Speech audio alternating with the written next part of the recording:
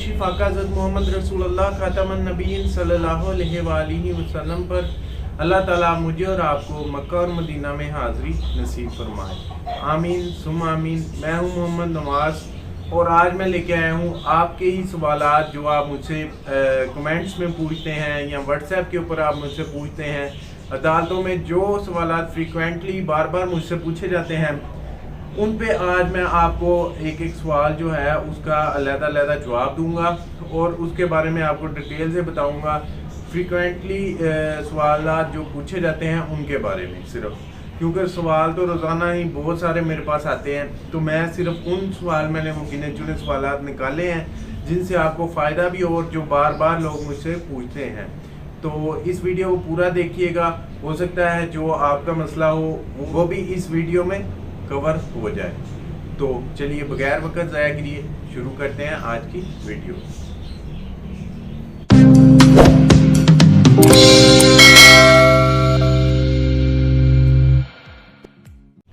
जी viewers, जैसा कि आपको पता है आज के टॉपिक की तरफ जाने से पहले मैं आपसे कहना चाहता हूं कि अगर आप लाहौर से हैं और हमारी लीगल सर्विसेज हासिल करना चाहते हैं तो आप दिए गए नंबर पर रब्ता करके हमारी लीगल सर्विसेज भी हासिल कर सकते हैं। इसके साथ साथ आप पूरे पाकिस्तान में से कहीं से भी हैं, आउट ऑफ कंट्री से हैं, आपका कोई मैटर कोर्ट में चल रहा है, उसके बारे में आपके पास कोई सवाल हो तो आप इसी नंबर पे व्हाट्सएप करके अपना सवाल भी हमसे पूछ सकते हैं।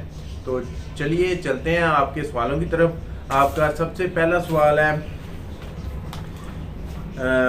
एक भाई ने पूछा है सबसे पहले कि मैंने तलाक नहीं दी, बीवी ने खुद खुला ली है, अब क्या मुझे बच्चों का खर्चा देना पड़ेगा? ओबियसली चाहे बीवी का ये राइट है कि वो खुला ले सकती है या आपका भी राइट है, आप भी डिवोर्स दे सकते हैं, लेकिन दोनों सूरतों में बच्चों का खर्चा जो है उस पर किसी किस्म का असर नहीं आता, वो आपको पे करना ही पड़ता है। अगर आप चाहते हैं कि आपको बीवी का खर्चा ना देना पड़े तो उसके लिए एक आप कंजुगल राइट्स का केस कर सकते हैं, वो एक अलहदा मैटर है, वो पूरी मेरी वीडियो उसके ऊपर मौजूद हैं। लेकिन आपके सवाल के हद तक अभी मैं आपको जवाब दूंगा क्योंकि काफ़ी सारे सवालात हैं।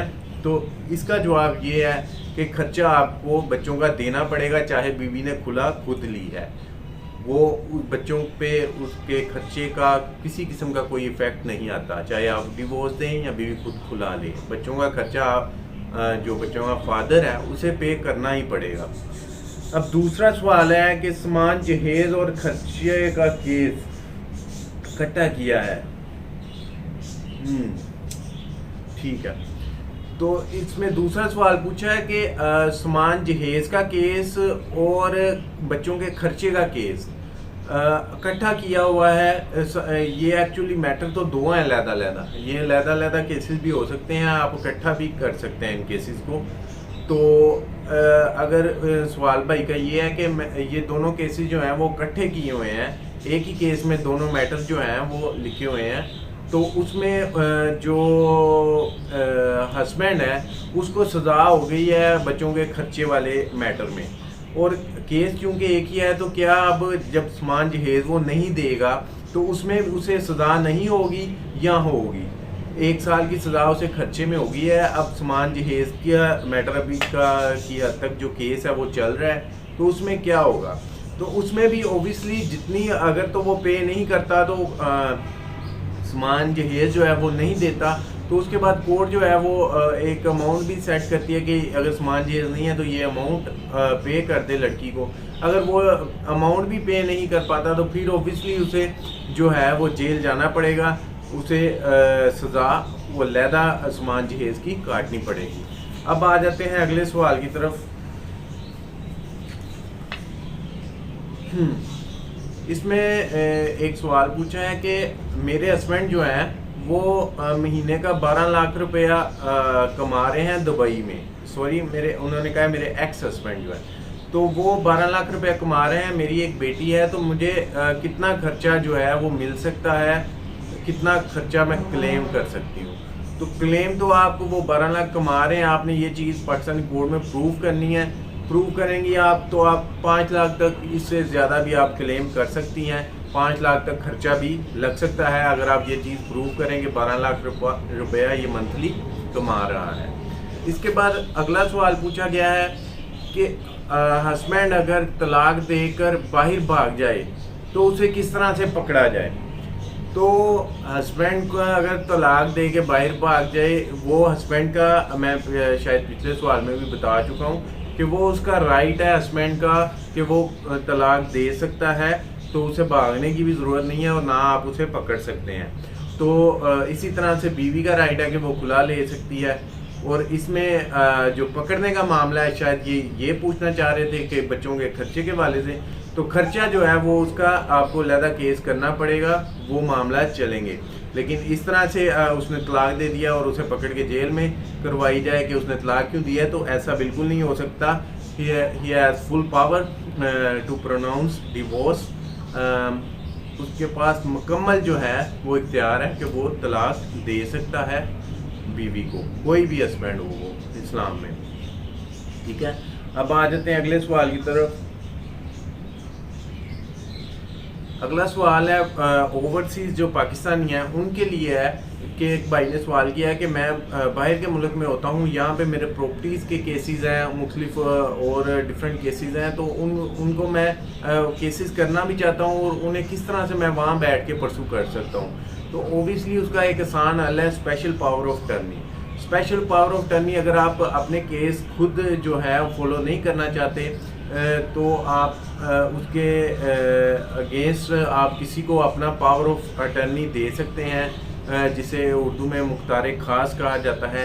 मुख्तार ख़ास मुतलका जो भी सब रजिस्ट्रार होगा उसके पास आपने रजिस्टर करवाना है। रजिस्टर की एक फ़ीस होती है, 5000 तक होती है, हर मालियत के हिसाब से होती है, जो भी मामला हों किस तरह का मुख्तार ख़ास है। तो आम तौर पे जो मुख्तार ख़ास होता है उसकी 5000 तक होती है। तो इतनी फ़ीस आपको पे करनी पड़ेगी, आपको मुख्तार ख़ास अपना देना पड़ेगा, सब रजिस्ट्रार से रजिस्टर करवाना पड़ेगा। उसके बाद जो आपका मुख्तार ख़ास होगा ABCD वो आपके बिहाफ पे आपकी केसेस जो हैं वो परसू करेगा। तो इसके साथ साथ ये ना सिर्फ दूसरे लोगों के लिए है जो ओवरसीज़ हैं। ओवरसीज़ का जो मुख्तार ख़ास होता है वो वहाँ से एम्बेसी के थ्रू आएगा, फ़ॉरेन ऑफिस से अटैस्ट होगा, उसके बाद वो सब रजिस्ट्रार के पास जाएगा। इसी तरह से अगर कोई पाकिस्तान में ही अपने केस खुद फॉलो नहीं कर सकता किसी भी बिना पर, अपने हेल्थ इशू की बिना पर, अपनी बिजनेस की बिना पर, तो वो अपने किसी को भी अपना, वो पाकिस्तानी भी हो तो वो अपना पावर ऑफ अटर्नी किसी दूसरे को दे सकता है। उसे वो पावर ऑफ अटर्नी सिर्फ और सिर्फ सब रजिस्ट्रार से रजिस्टर करवाना पड़ेगा। जबकि अगर ओवरसीज़ होगा तो उसे एम्बेसी के थ्रू भेजना पड़ेगा, फिर वो फॉरेन ऑफिस जाएगा, फिर वहाँ से टेस्ट होने के बाद सब रजिस्ट्रार के पास जाएगा। तो ये इसका प्रोसीजर है ओवरसीज़ पाकिस्तानी अगर अपना केस पाकिस्तान में परसू करना चाहे तो। अब अगले सवाल की तरफ आ जाते हैं। अगला सवाल है कि अगर हस्बैंड जो है वो खर्चा ना दे तो क्या उसके भाइयों पे केस किया जा सकता है? तो बिल्कुल उसके भाइयों पे केस नहीं किया जा सकता। एक बंदा है वो खर्चा नहीं दे रहा तो उसके बच्चे हैं वही उसका जिम्मेदार है, तो उसके जो हस्बैंड है उसके भाइयों पे केस नहीं किया जा सकता उसके बच्चों के खर्चे का।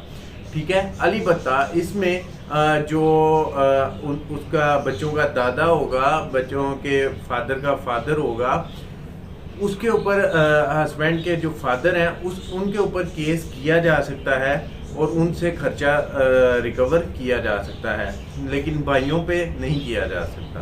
तो एक भाई ने सवाल पूछा है कि मेरी बेटी की उम्र 19 साल है और मैं तकरीबन पिछले 10 साल से उसे खर्चा दे रहा हूँ, तो मुझे कब तक मज़ीद खर्चा देना पड़ेगा? खर्चा जो था वो 5000 से स्टार्ट हुआ था और अब तक जो है वो खर्चा 15-16 हज़ार तक पहुँच चुका है, तो मज़ीद कब तक मुझे बेटी का खर्चा देना पड़ेगा? तो बेटी का खर्चा ऑब्वियसली जब तक उसकी शादी नहीं हो जाती तब तक आपको पे करना पड़ेगा।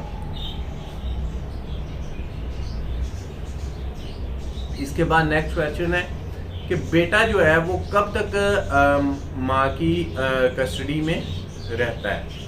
तो इसका सिंपल सा आंसर है कि 7 साल तक तो चाहे बेटा हो, और बेटी में बहुत से चांसेस होते हैं कि वो अपनी माँ के पास ही रहेंगे।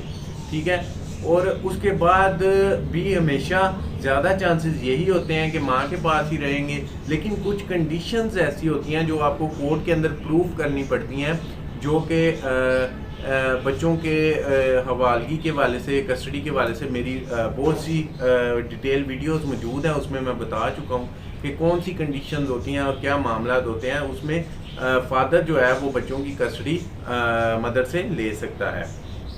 तो अगले सवाल की तरफ चलते हैं।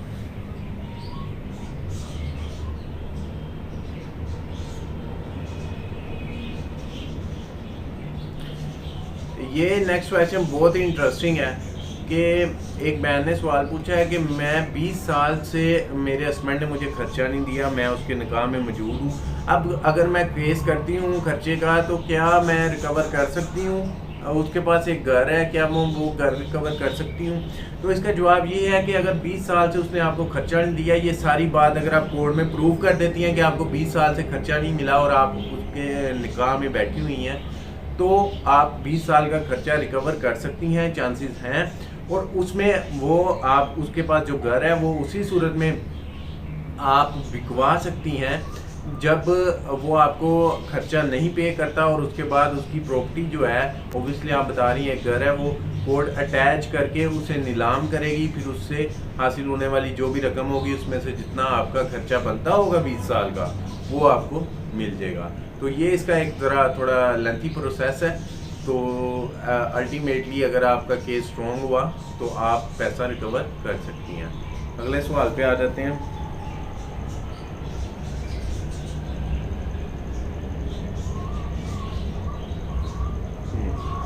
इससे अगला सवाल है, ये बहुत ज़्यादा सवाल पूछा जाता है कि मैंने खुला ले लिया है, मेरी 4 साल की बेटी है, अब मैं आगे शादी करना चाहती हूँ, तो क्या बेटी वो मुझसे वापस ले लेगा? उसने मुझे, मेरे हस्बैंड ने, एक्स हस्बैंड ने धमकी लगाई है कि अगर तुमने शादी की तो मैं अपनी बेटी जो है तुमसे वापस ले लूँगा।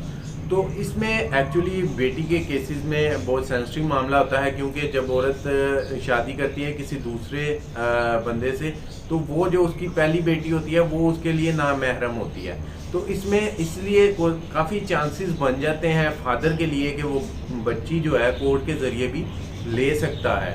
तो ये नहीं है कि 100% ही वो ले सकता है, लेकिन कंडीशंस होती हैं, हर केस टू केस वेरी करती हैं। तो उस सिचुएशन के मुताबिक अगर वो उन सिचुएशंस को कोर्ट में प्रूव करता है कि मेरी बेटी की जान को खतरा है, या इससे वहाँ पे नुकसान पहुँच सकता है, या इसकी अच्छी परवरिश नहीं हो सकती, मैं इसकी अच्छी परवरिश उससे ज़्यादा अच्छी कर सकता हूँ, जो भी बंदा फादर हो या मदर ये चीज़ प्रूव करेगा तो उसे कोर्ट जो है प्रेफरेंस देगी और उसे बच्ची दे सकती है। अगले और आखिरी सवाल पे आ जाते हैं।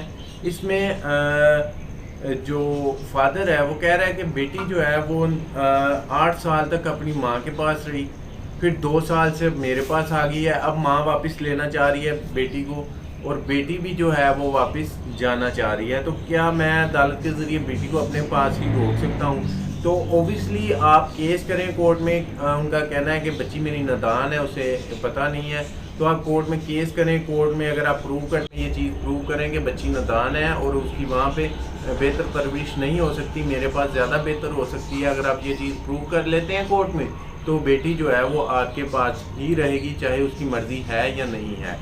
तो अगर तो आप ये चीज़ प्रूव नहीं कर पाएंगे, वालदा प्रूव करेगी कि उसके पास उसकी बेहतर परवरिश हो सकती है, तो ओबियसली कोर्ट वालदा को बेटी दे देगी, क्योंकि बेटी अगर दोनों ही ये चीज़ प्रूव कर देते हैं कि दोनों अच्छी परवरिश कर सकते हैं और दोनों का एक तरह की उसे दे सकते हैं हेल्थ फैसिलिटीज़, उसकी एजुकेशन की के मामला, तो फिर जो है वो बेटी से भी पूछ सकती है अदालत वो कहाँ जाना चाह रही है, तो ओबियसली वो माँ की तरफ जाना चाह रही है, तो माँ को ही प्रेफरेंस दी जाएगी।